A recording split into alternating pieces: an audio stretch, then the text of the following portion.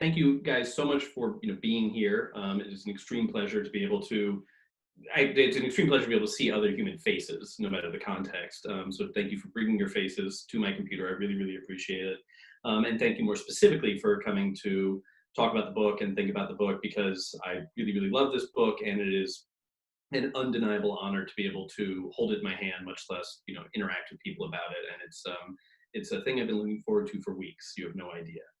I'm going to start off with a brief reading from the end of chapter 2 of Westside Saints here in hardback. Got these copies in yesterday, just in time. And I won't waste too much time setting it up. Just know that our hero, Gilda Carr, and her ex-lover, Cherub Stevens, have passed out drunk, drinking red gin out of dog bowls, like you do, in the back of an underground bar. I woke with bile in my mouth, warm for the first time in months. Ash burned my eyes, and smoke oozed in from under the door. A spike of fear pierced the fog of gin and dreaming. I got to my feet and found I was still deeply drunk. The knob was red hot, the door remained locked.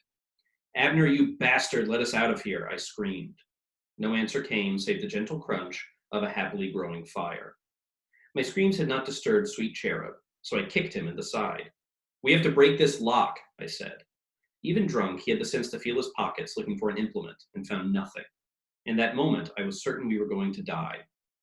I lifted my empty, beet-stained dog bowl and crashed it down on the doorknob.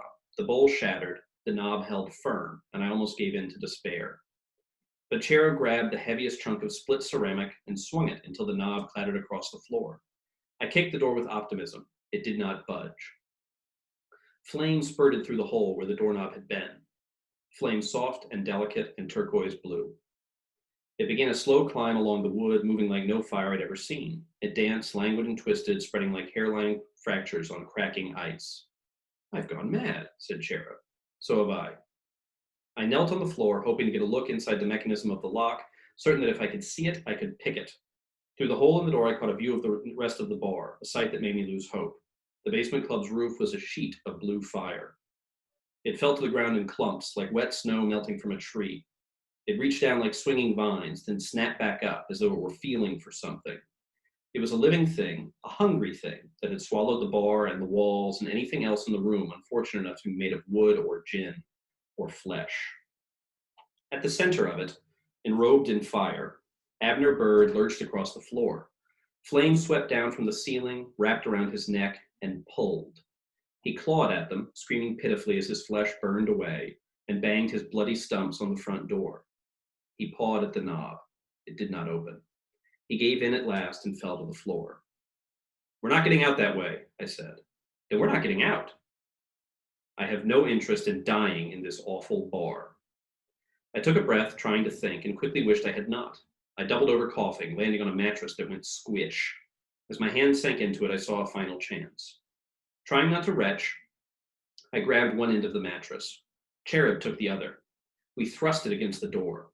It sagged but did not fall, and its filthy damp stopped, for a moment, the flow of smoke. "The mattresses," I said. "Stack them, now." There were 11 of them, as thick as bricks and just as comfortable. We dragged them into the center of the room, building a pile halfway to the ceiling. "You go first," he said. "I'll hold it steady." There was no time to argue. I clawed my way to the top of the stack, which sagged and swayed under my weight. Cherub handed me the shard of broken dog bowl, and I started to hack at the ceiling. The wood was useless for keeping out the elements, but it held its own against the unremarkable strength of Gilda Carr. With the neck of my dress covering my mouth, I tore at the wood, which was soft and rotten, but in no hurry to give. I had barely dented it when the mattress at the door betrayed us and erupted into turquoise fire. "Help me," I gasped. "But the mattresses," said Cherub, no longer bothering to hide his fear. "We'll hold or we'll die." I helped him to the top of our little island. He took a few strong whacks at the wood, opening my dent a little bit wider. Fire seeped across the floor, then the walls, and began to tickle the roof. Finally, the mattresses started to burn.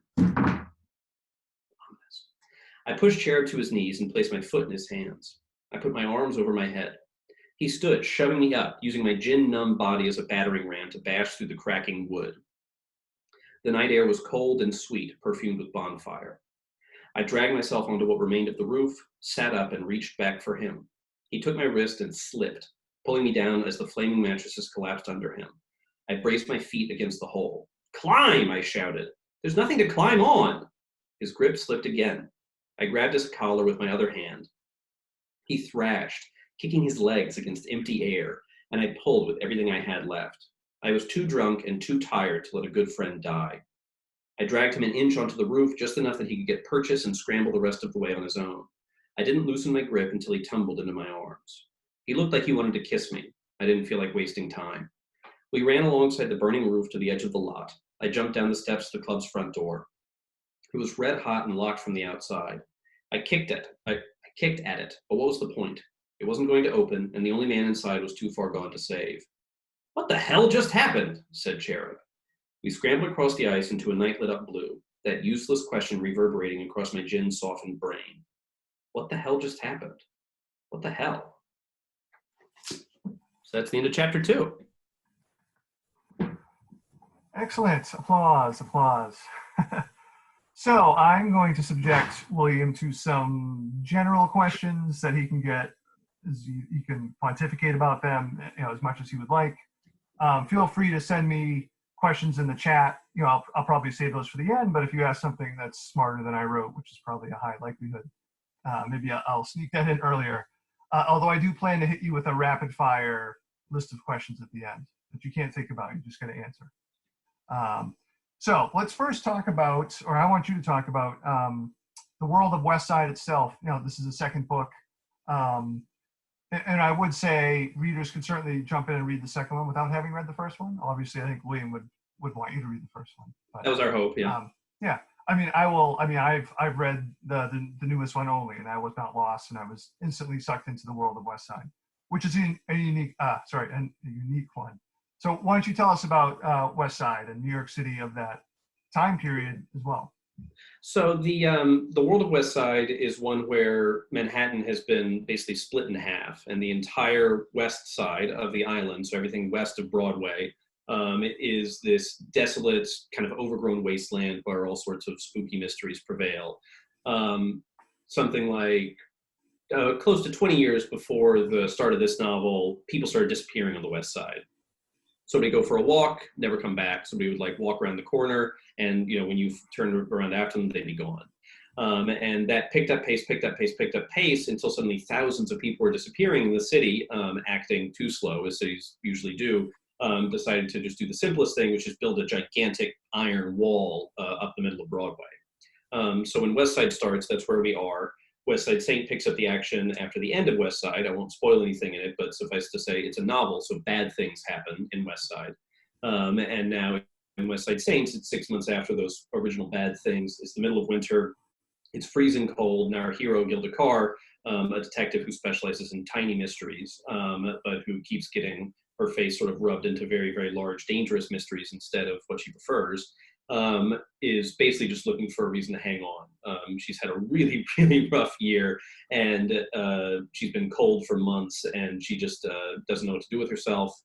She gets lucky. She gets a case from sort of an old acquaintance around the neighborhood, a guy who prints religious tracts, who hires her to find this very specific shade of blue that he remembers seeing in the sky above Central Park, during the sunset. So if the sun is setting over here, what the sky is doing over there, that shade of blue. She's looking for it. He's a perfectionist. She can't quite find it. And then his family hires her. They say, forget the shade of blue. We need you to do something more important. Our holiest relic, this desiccated saint's finger, has gone missing, and we need you to find that instead. And that's what starts Gilda off on this, what turns into a really messy, large mystery. All good mysteries start with the missing finger. Yeah. I joke, my first novel, Little Sleep, actually opens with a woman who goes into a detective's office and says, someone stole my fingers and replaced them with someone else's fingers.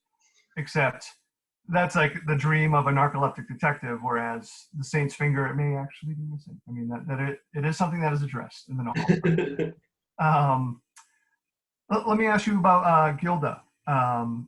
Did she have any antecedents? Was there a character that you like? Did she appear before Westside, or did Westside happen first? I'm interested in where you came up with her character, because she fits in. She both breaks molds and fits in with the tradition of sort of hard-boiled. Mm-hmm. Well, hardboiled detective fiction is something that I've loved my whole life, and it was, ever since I like decided that I was a writer, I always sort of dreamed of getting to write detective fiction or mystery fiction, or even just like crime fiction in some vein. And West Side, I think Gilda came first when I was like, all right, I want to sit down, I want to write a mystery novel, I want to take place in the 20s because basically everybody who remembers 1921 is conveniently not alive anymore. So if you get stuff wrong, it's not horribly embarrassing the way that it would be, writing about something that took place 20, 30 years in the past. And I I've always been sort of amused by the idea that there's this entire fictional profession of the detective, because like private detectives are a real thing in real life, but private detectives in books are a completely different thing. Right. And I love the idea that it's an entire profession that relies on finding murderers, usually finding murderers that you don't want to be looking for, which is a terrible business model. And so I thought, a canny detective would be one who says, forget murder. Murder is dangerous. Who responds to murder in the same way that I would, which is to stay the heck away. And instead it's like, no, I'm interested in the little stuff, because the little stuff is everywhere, the little stuff is every day, and you can really make a living on that stuff. So I thought that was an amusing idea, and I built it out just to think of like, well, who is this person? Why is it that she is focused on this little stuff? Like what happened in her life that made her like really want to shy away from the big stuff? And then the world of the book kind of spun out from there. But that kind of central tension of like, I want to focus on the little things, but I keep getting distracted by the big things was really the original thought. I had written it down for later, but I guess we'll address it now since you brought it up. You also run a newsletter called Strange Times about 1921 New York City. So there's that date again. There has to be something more than just, oh yeah, 1921 is long enough ago that no one knows about it. But what's unique about that year? It's a couple of things. So I think I picked 1921 for Westside before I started working on the newsletter. So Westside predates the newsletter. The newsletter, for those of you who aren't subscribers, is a day-by-day close reading of the New York Times from 1921, starting with January 1st. So it was sort of it was spun off from my research for Westside, because to research Westside, I dug really heavily into the New York Times archives, because I like to know what day of the month or of the year something took place. So then you go and you read the newspaper, and it's like, what was in the news that day? And it's a useful way to get flavor. The problem is that you end up stumbling over like really interesting, distracting things that you find yourself sort of like boring your friends and family with. And I was like, well, if I start a newsletter, then I can bore the whole world with this stuff. So I started doing this close reading. At the time, part of the reason that I stuck to 1921 for the newsletter was because that is a year that's like very firmly in the public domain. And I didn't want to run the risk of enraging the New York Times lawyers. Since then, the public domain year has advanced several years, which is great news for everybody. But that was the reason that I originally stuck with that. And it's proven a very interesting year. There's a lot of crazy stuff going on in 1921. Geez, I should have looked this up before. When I first started writing, this is a long time ago, I stumbled across, and it might have been 1921, a New York Times review of a novel called Jap Heron. And it was purportedly written by Mark Twain, but through a spiritual medium, because Mark Twain had been dead for 5 to 10 years. I forget the exact date. So the review was very, satirical and smirky. That and it ended with, we hope that Mr. Twain will stop sending us novels from beyond the pale or something like that. So it was just so cool. Like, wow, I can't believe like she actually got that book published. And the New York Times reviewed it. As writers, we all know the power of a New York Times review. Oh yeah. Let me ask you, did you, this is coming from someone who once wrote 2 crime novels, even though I was only hoping to write 1. Did you intend to write a series from the get-go? Like when you had the first novel idea for Westside, did you already in your head be like, oh yeah, I definitely want to do another story with Gilda, another story in this world? My original hope was just like, dear God, I hope I can finish writing this whole book without flaming out or losing interest. And then after that, it was, dear God, I hope I can get an agent. And then, dear God, I hope we can interest a publisher in it. And I crafted a world that, partly deliberately, it was like, this is a place that would make for extra stories. It's a place with all sorts of dark corners and weird characters. There are like many different stories that one could tell in here. But also, I knew that like the chances of actually getting a book published were 1,000,000 to 1, and so I worked very hard to not let myself think about possible sequel ideas until it was like definitely a thing that was going to get to happen. Mostly just because as a writer, you spend quite a lot of your time trying to forestall disappointment, which is always lurking around the corner.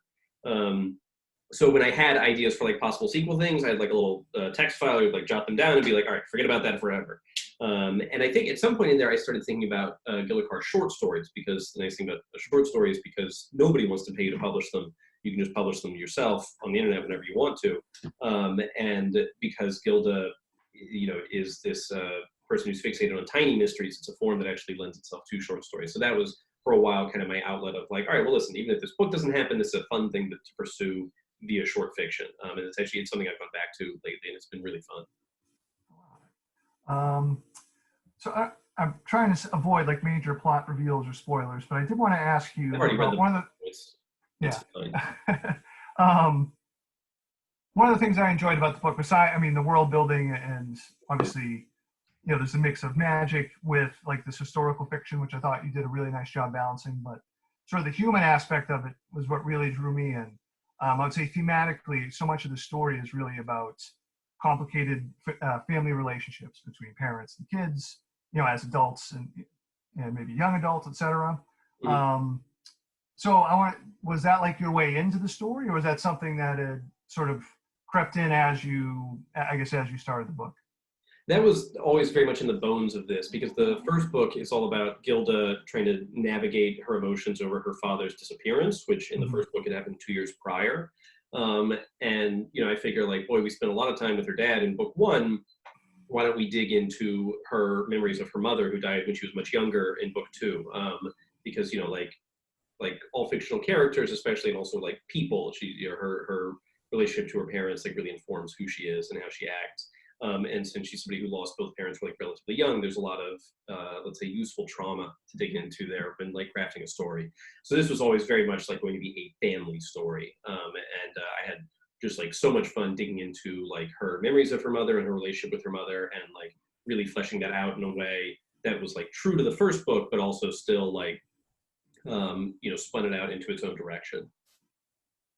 No, and I appreciate it. Again, I don't think this is spoilery at all, but sort of what end up being the antagonist or antagonists have sort of this juxtaposed familial, weird relationship as well, which I think is a nice, adds a nice balance to what Gilda is going through as well.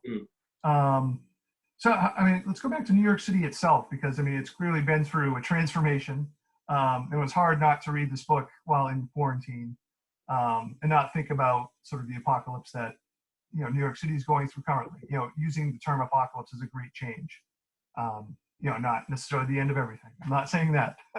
I don't know. I mean, have you thought about that at all? Like, would that inform, like, if you're going to write a third Westside story?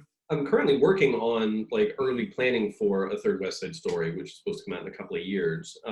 But yeah, no, I mean the way that like the world has gotten completely flipped upside down in the last 2-3 months is I had no intention of writing a relevant book. When you set out to write a book that takes place close to 100 years in the past, you're like, well, at least it's not relevant, thank God. Right. Then the world had other ideas. And it's especially strange because my family and I moved out of New York to Philadelphia close to a year ago.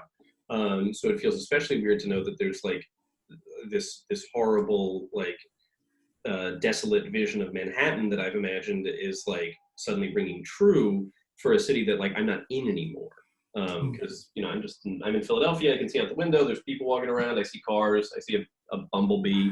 So like things out there are fairly normal. It is very strange to think that like my imagined vision of New York is suddenly like having echoes in the present, and I'm like not there. Your fault. Yeah, it's weird. Let me ask, what was the hardest part about writing, the follow-up, or like, the second novel featuring the same character in the same setting?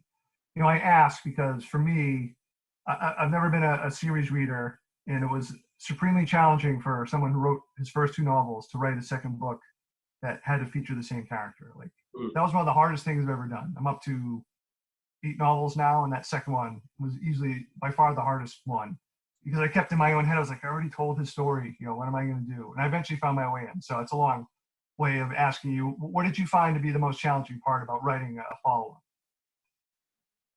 I think the hardest thing for me was figuring out like how far, like what is the next part of her story, because she's like a person who like has conflict with everybody everywhere she goes, which is great for a writer because she generates conflict when she walks into a room, which is just like heaven when you're trying to write about a person.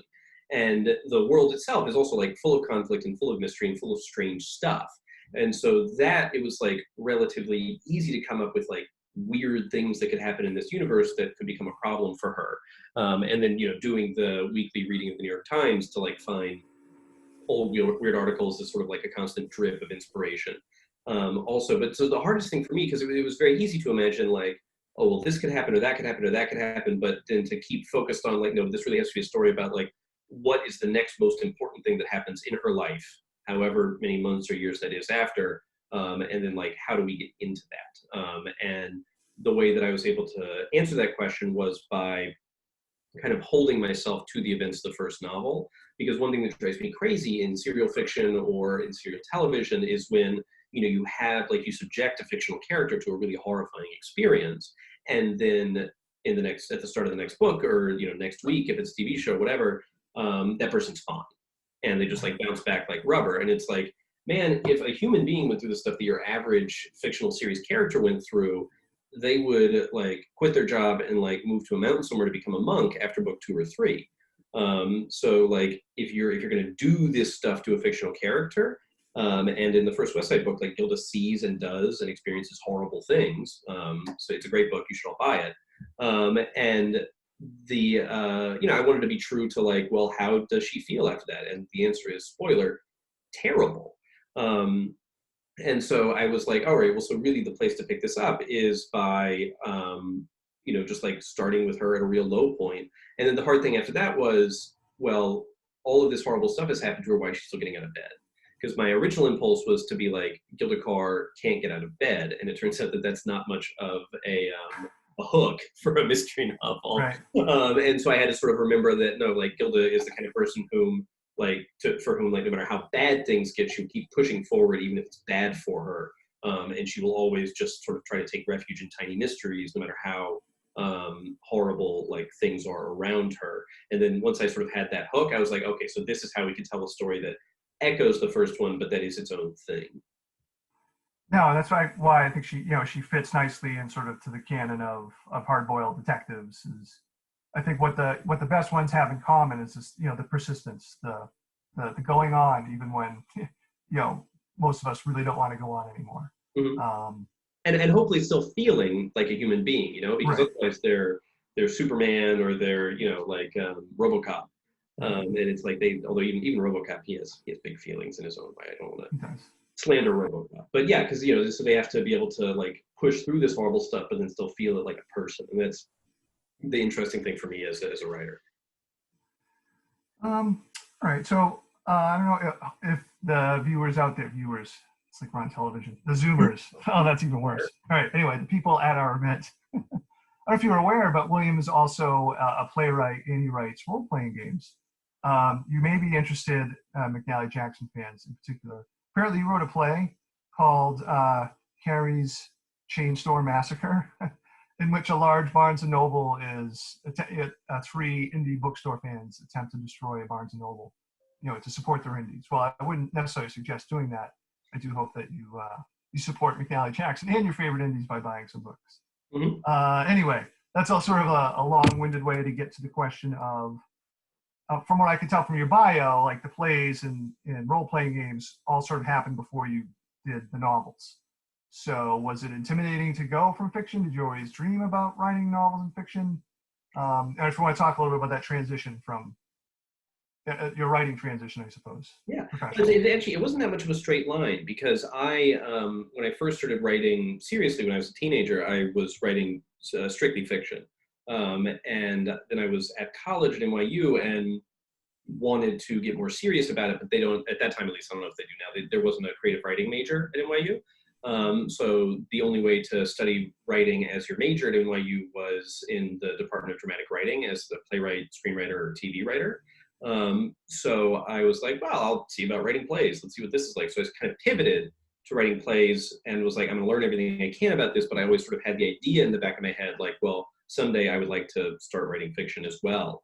And it turned out to be a magnificent proving ground, not just because I love theater and I love plays and theater and plays are fun, but because the way that they teach writing in that program is a much more sort of like rigorous craft-driven approach than I had experienced in the past in creative writing workshops and creative writing classes and stuff like that.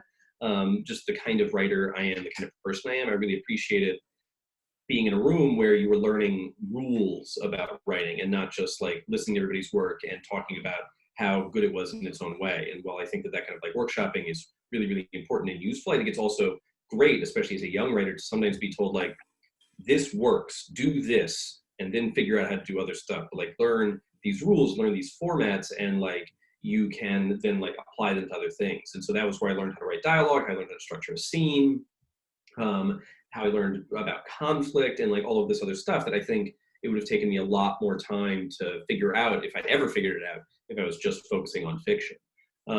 So then I sort of like drifted, I wrote theater exclusively for a long time, and then I got this bug in my ear about writing this 1920s mystery, which is what became Westside. But I started working on that in like 2014, I think.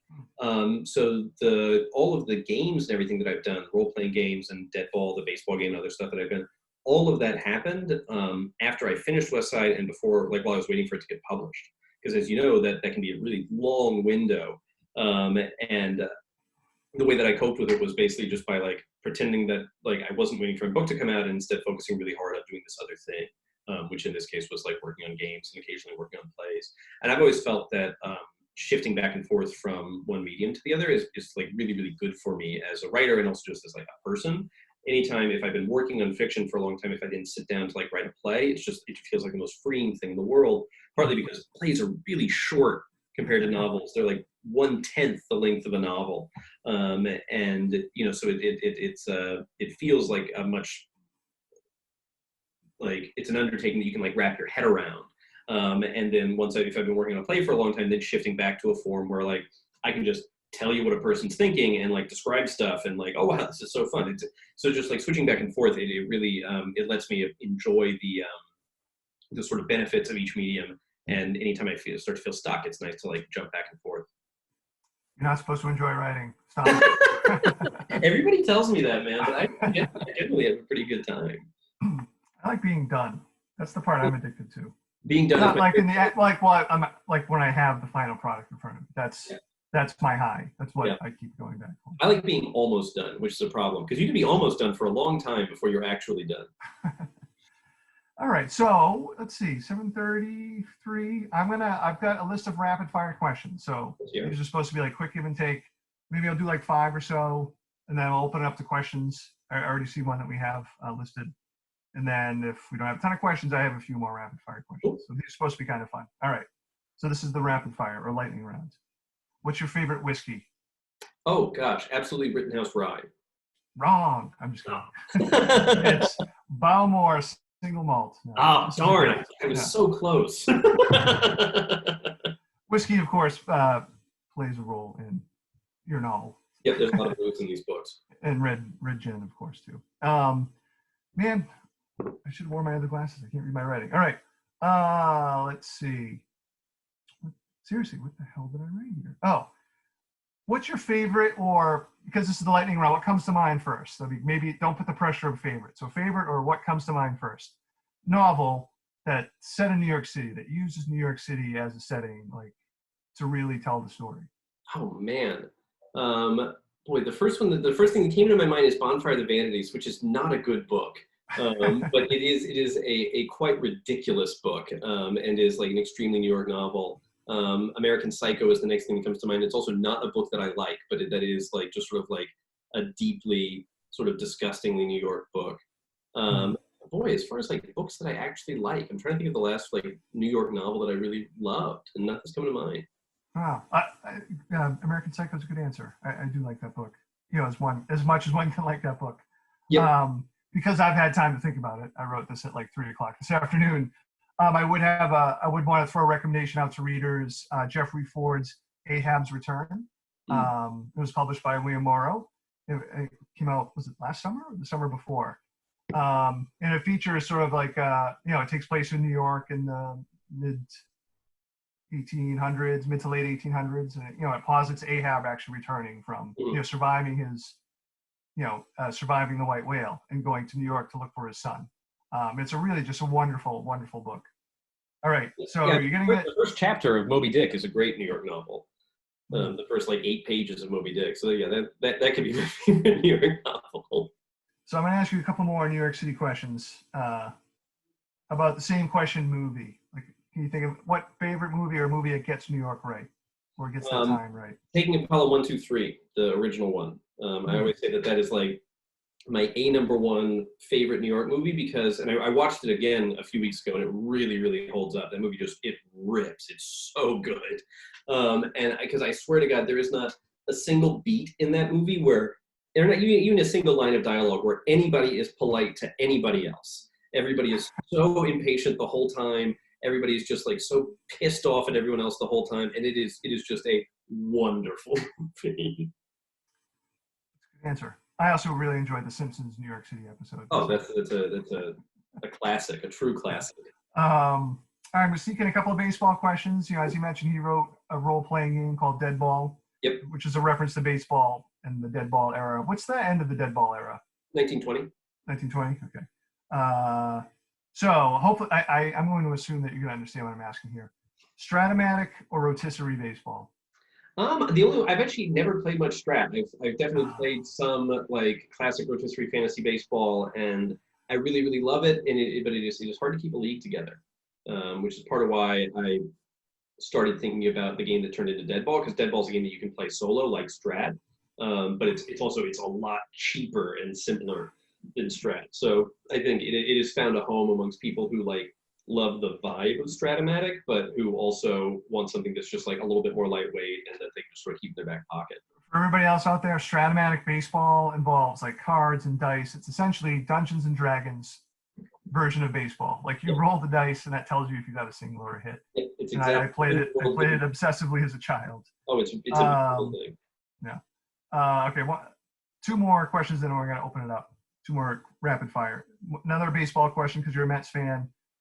I'm not even gonna explain like how you would answer it or why. I'm just gonna say Doc Gooden or Darryl Strawberry. Straw. Really? I'm a little surprised by that. I don't know why. He had a sweet swing. Okay. And what's your favorite New York City hangout? I know you've moved to Philadelphia, but they hang out or hang up? Yeah, hang out, like place to hang out. Or well, let's see. At night, International Bar, formerly Coal Yard, on First Avenue, and then during the day, probably Tom's Restaurant in Prospect Heights. All right. Okay, so I'm going to start asking some questions, and if there aren't more, you're going to be subjected to my rapid fire questions, and they're only going downhill from there. So one person asked, what kind of epic book have you always dreamed about writing? Or do you have like an epic, aside from Westside, I suppose? Yeah, so I have been kicking around an idea for a long time about a mystery novel set in like Dutch New York, so in New Amsterdam. And in my head, it's actually not an epic, because in my head, when I think about a book, I always think I'm going to write a short book, and it's going to be really tight. It's going to be like 55,000 words, and it's going to be perfect. And then that never happens. But it is very difficult for me to start work on a project unless I think unless I can at least lie to myself and tell myself this one's going to be easy. The last one was a nightmare, but this one's going to be pretty easy. So that's what I've been imagining. And in my head, it's like a lean, like 140-page book. But I'm sure if I ever get a chance to write it, it'll be a lot longer. All right. Have you felt creatively inspired living in Philadelphia now, or by the city itself? Yeah, I mean, I'm still getting to know it, and unfortunately, my attempts to get to know the city have been sort of stymied over the last 3 months. I've gotten to see a lot of my house lately, which is very inspiring in its own way. because it makes you want to imagine other places. But no, I mean, we live in Northwest Philly. It's extremely green up here. It's just like a beautiful place to like drive around, walk around. A lot of really good food here, and there's just been it's been back in the before times when my kids went to school, which was heaven. I just had such a wonderful time just like picking restaurants to go to and like eating lunch out in the city and like just driving around and thinking. It's the first time since I was in high school that I've been in a car a lot. And there is a particular type of sort of like low-key creative thought that happens very easily in a car, that is different from like the low-key creative thought that you get while you're walking around in a place like New York. Both are really, really good, but it's been nice to get back to this other one. You can really space out while you're sitting at a stoplight. Yeah, it's funny. You know, I've lived on the East Coast near Boston pretty much my whole life. Philly is not a city that I've been to very often. So I only know Rocky and M. Night Shyamalan. Yeah, that's Philly for me. Yeah, there is more here. It's been it's really interesting how, because Philly is 100 miles from New York City, and I feel like New Yorkers just like work really, really hard to pretend it's not there. It's a wonderful, very affordable, extremely friendly place, and I recommend everybody move here and hang out with me in a few months. In a few months. Yeah. What is on your quarantine to be read pile currently? I am in a really weird, I mean, I would love to actually, this would be a great conversation to have with people, because I'm sure that everybody has like found themselves in like weird sort of thought holes as a result of the quarantine. Because, you know, you just like left your own devices, you can just sort of like burrow deeper and deeper and deeper into an interest. I've been playing a lot of this very odd computer game called Kerbal Space Program, which is it's like a space program simulator where you like build and launch rockets and fly around the solar system. And so I've been thinking a lot about the space program. So I read The Right Stuff, more Tom Wolfe. And I'm currently reading a book about the guy who was the Soviet chief designer for their space program. It's like very dry, it's technical, it's intense, but it's like really, really interesting. And I've got a book coming about Wernher von Braun and all of the horrible stuff that went along with the Nazi rocketry program. So that's like the thing that I'm super excited about showing up on my doorstep in the next few days. And so I'm just like reading books about rockets right now. It's pretty transparently like dreaming of another world. Yeah, books about rockets. All right. All right, I'm going to go back to the rapid fire list. A couple of well, seemingly strange ones, but maybe some of you will eventually get it if you read this book. If you were hanging out with your mom when she was 19, what would you tell her? Oh boy, that's a really good question. It is hard to imagine what my mother at 19 and I would have had to talk about, but probably I would have said like, what's the best place to eat in Nashville? Like, let's go get lunch. Did you say Asheville or Nashville? Nashville with an N, okay. Not Asheville with an A. Asheville with an A is also a lovely town, but I grew up in Nashville. Yes. Oh, you grew up in Nashville. Okay. So you went to NYU. That's how you ended up. Yep. Oh. Yeah, no, my dream since I was a kid was to live in New York, and then I did that. And then after that, my dream was to write a book, and then I did that. And so since then, I've just been like very happily sort of rolling around in the fact that I achieved both my dreams. For a while, I was thinking about getting a new dream, and now it appears to be rocketry. So that one is like rather farther along. But if you read in the news that I've been exploded, you'll know that it's because I went to working on homemade rockets in the backyard. Yeah, don't be that Rocket Man guy. I mean, I guess it's bad to feel bad for making fun of him since he died, but yeah. He was also a flat earther. So honestly, at this point in time, I'm really not all that sympathetic to anti-science assholes. So, all right, got another question. Do you have any plans to adapt the Westside books, or are there, not necessarily you, are there any plans to adapt the Westside books? So who would be the dream actress for Gilda? That's a really good question. I can't talk specifically about plans, but hopefully that's a thing that might happen. Knock on wood. And my dream actress for Gilda, I always say that when I'm trying to write her, I imagine Katharine Hepburn with like a really, really nasty hangover. So that I would love like Katharine Hepburn at like 33, with a really, really brutal hangover. All right, back to the rapid fire list. Favorite band / musician? Let's see. Lately, I've been listening to a lot of Beach House. They're like a wonderful band to write to. My all-time favorite band is probably The Clash, Nice. and my all-time favorite musician is probably John Coltrane. All right. All right. Another question. Would you write a sci-fi novel given your new rocket obsession? I mean, I guess Westside is slants more to a mix of alternate history, crime, and fantasy. I wouldn't necessarily call it science fiction. But would science fiction something you would dare dip your toes into? Yeah, I mean, if I could if I could hit on like the right story to tell, I would be really into it. I don't have much of a head for science, despite like currently reading what veers toward like being a textbook about rocketry. I've been kicking around an idea for a while of a sci-fi play. I've written sci-fi plays in the past, actually. I wrote a little collection of sci-fi plays that got performed in New York a while ago called Tales of Love and Lasers. They're all sort of like romantic, sleepy sci-fi stories. I like really sort of sleepy science fiction. So I've been thinking about writing a play about people exploring Venus.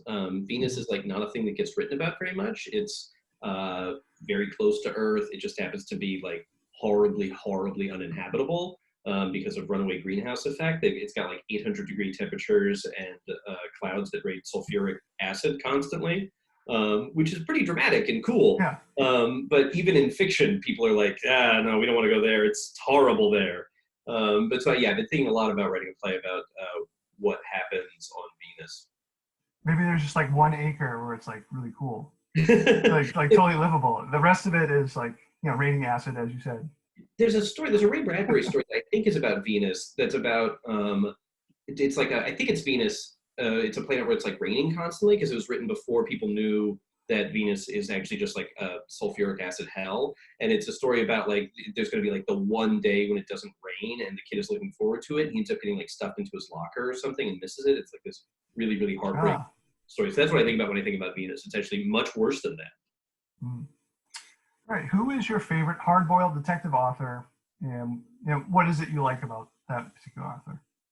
I think so there's a book called The Last Good Kiss by James Crumley, which is like sort of hard-boiled, but it's like hard-boiled filtered through like 1970s sort of like dirtbag weirdness. So that's like one of my favorite detective novels of all time. So if you really, really dig the Robert Altman Long Goodbye and you really like that sort of like lazy 70s California vibe, it's like a very good book for that. But then beyond that, Dashiell Hammett is like my favorite of the classics. My oldest kid is named Dashiell. Not a coincidence. Also because my wife really, really loves the Thin Man movies, so it's sort of we get like both sides of that. But yeah, I think his prose is just like blistering, and he was a pacifist who went to jail because he hated war. So he was like a good guy all around. Nice. All right, I got two of the last rapid fire questions. Cool. Favorite playwright? Oh man, this is rapid fire. Shakespeare's good. That's the first thing that came to my head. What's that guy done lately? Yeah, right. All right, Equus or Waiting for Godot? Waiting for Godot. Yep, tighter. It's better. Tighter, better. Even though Daniel Radcliffe played. Daniel Radcliffe. He could be in Godot if he wanted. He's terrific. Yeah. I don't know. I mean, we're getting close to wrapping up. Is there any other questions from the crowd? We still have a few minutes. I don't know. I see John shaking his head in the McNally Jackson chair.